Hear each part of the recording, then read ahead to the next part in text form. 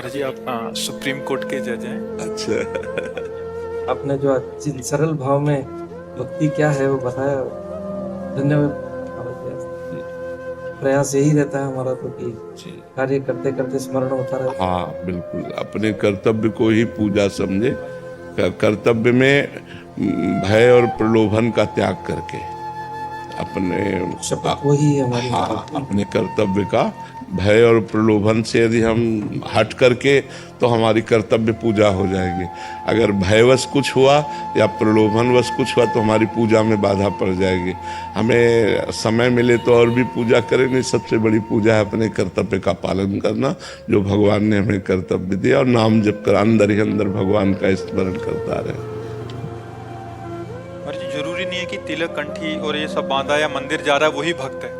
अपने कर्म क्षेत्र में भी देखो, ये आचार्य परंपरागत दिए हुए भेष हैं। ये भगवत मार्ग के चिन्ह हैं। जैसे हम तिलक लगाए हैं, जटा रखाए हैं, कपड़ा पहने, ये हमारे सांप्रदायिक वेश हैं, साधु के वेश हैं। लेकिन अंदर से साधुता ना हो और वेश हो तो भगवत प्राप्ति तो होने वाली नहीं।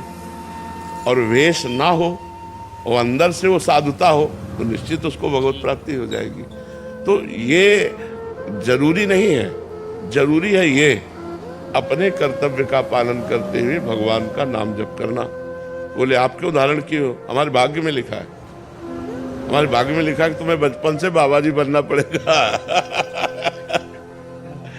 तो बचपन से बाबा जी है, हमारे भाग्य में भेष लिखा हुआ है, इनके भाग्य में लिखा हुआ है जटाजूट तुम्हें पहले धारण करना पड़ेगा, बाबा जी बनना पड़ेगा।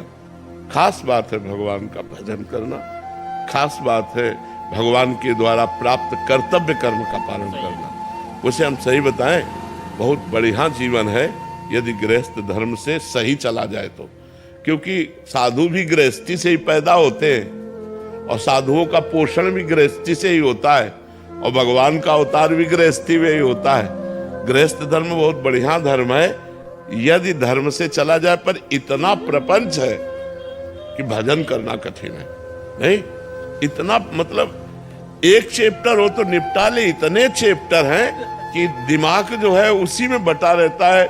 भजन करना और माला जपना और सब ये तो बहुत पीछे की बात है। कैसे बिटिया का ब्याह हो, कैसे लड़का की पढ़ाई को दे, और लड़का पढ़ता नहीं, बड़ी उद्दंडता करता, इतनी मतलब इतनी बातें हैं वो निपटा ही नहीं पाता, थक के सो जाता है। फिर सुबह जब उठा तो फिर सुबह से शुरू हो जाता है। गृह कारज नाना जंजाला, ते अति दुर्गम शैल विशाला।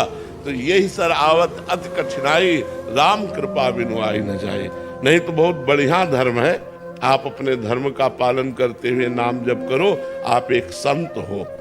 गंदा भोजन मत करो, गंदे आचरण मत करो, तो आप संत हो। और संत होकर रुपया पैसा, खान पान, नाना प्रकार की भोग सामग्री, तो भाई भगवत प्राप्ति नहीं होगी। वेश से भगवत प्राप्ति नहीं होती, उद्देश्य से भगवत प्राप्ति होती है। वेश तो प्रारब्धानुसार जन्मांतरों का सुकृत उदय होता है, तब विरक्त मार्ग मिलता है कि एकांत में भगवान का चिंतन। हमारे पास एक ही चिंतन है, भगवान का चिंतन करो। कोई और न लड़का, न बच्चा, न परिवार, और न स्वयं खाने की चिंता। स्वयं खाने की चिंता नहीं, भगवान दे रहे हैं, ना दे तो भूखे भी रहे हैं। जैसे भगवान रखे वैसे कोई चिंता नहीं, केवल भगवान का भजन, ये भगवान ने दिया है। लेकिन आप दूसरों की चिंता करते हुए भजन कर रहे हैं, ये बहुत बड़ी बात है। एक कोई काम गृहस्थी का दे दो तो हम परेशान हो जाए। तुम्हारे पास 100 काम है फिर भी राधा राधा कर रहे हो, विचार करके देखो। 100 काम है फिर भी आप समय निकाल के राधा राधा कर रहे हो, बहुत बड़ी बात है। एक बार किसी संत ने कहा कि आप गृहस्थ भक्त को प्रभु श्रेष्ठ मानते हैं या विरक्त भक्त को? तो भगवान ने कहा गृहस्थ भक्त को।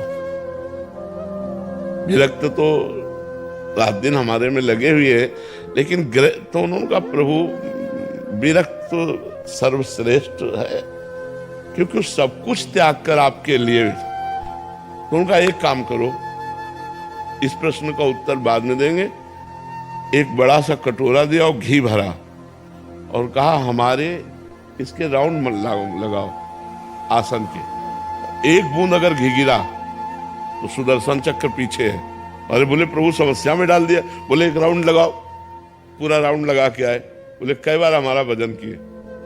बोले भजन वो पीछे सुदर्शन चक्र, ये हमारा पूरा चिंतन था कि एक बूंद न गिरे। तो बोले सोचो तुमने एक काम दिया है कि घी एक बूंद गिरने ना पावे, तो तुम एको बार नाम नहीं जप किए। और गृहस्थी में सैकड़ों काम है और वो सब काम निपटाता हुआ भी राम राम कृष्ण कृष्ण हरि हरि रखता है। इसलिए गृहस्थ धर्म से ही सब धर्मों का पालन होता है, सब धर्मों का पालन होता है।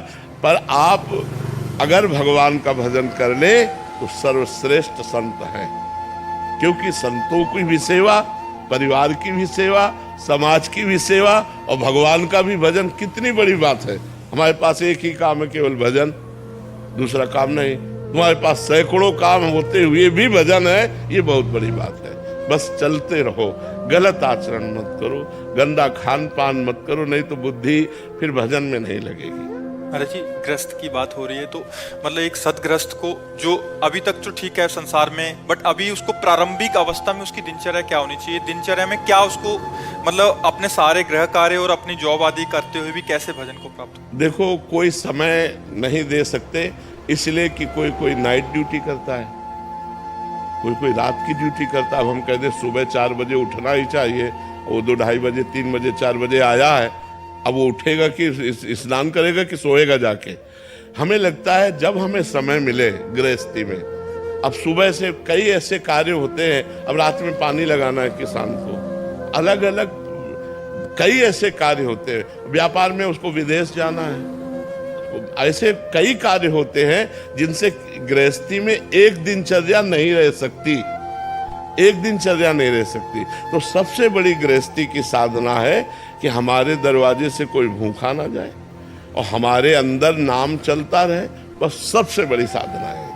आप जो कर्म कर रहे हो वो कर्म करो और नाम को पकड़ लो। नाम अगर चलता रहा तो आप जीत जाओगे माया पर। कलयुग केवल नाम आधारा, सुमिर सुमिर। हम ये नहीं कहते कि 4 बजे उठ करके पूजा में बैठ जाओ, क्योंकि बहुत सी ऐसी समस्याएं हैं जो 4 बजे उठने वाला समय नहीं मिल पाएगा।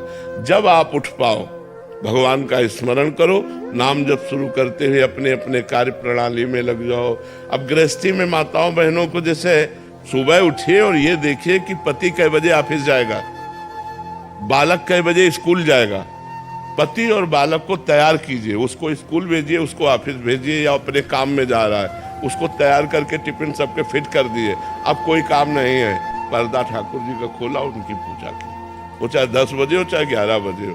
अब पति को ऑफिस जाना, बच्चे को स्कूल जाना और तुम पूजा का विस्तार कर रहे हो, तो सब बिगड़ जाएगा? नहीं बिगड़ जाएगा। तो हमें लगता है गृहस्थ धर्म में अपने संबंधों का निर्वाह करना ही सबसे बड़ी पूजा है। अपने पति को भगवान मानना, पुत्र में भगवान को देखना, सुंदर भोग बना के उनको पवाया, टिफिन लगा दिया, उनको भेज दिया। ये गृहस्थी में ये नहीं कि भाई हम तो कर ले तो तुम्हारा मन हो करो, नहीं हम पूजा वो।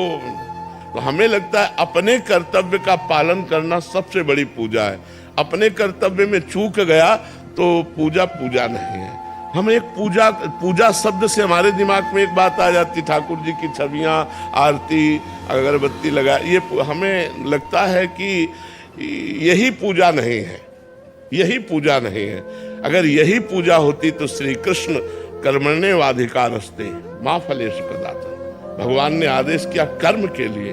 भगवान कहते हैं अपने कर्म को करो, फल की आकांक्षा मत करो, सबसे बड़ी पूजा है। और भगवान ने कहा मां मुनिस्मरण, मेरा स्मरण, अनन्य चेता सततम यो माम स्मरति नित्य सा, जो निरंतर मेरा स्मरण करता है, ये सबसे बड़ी बात है।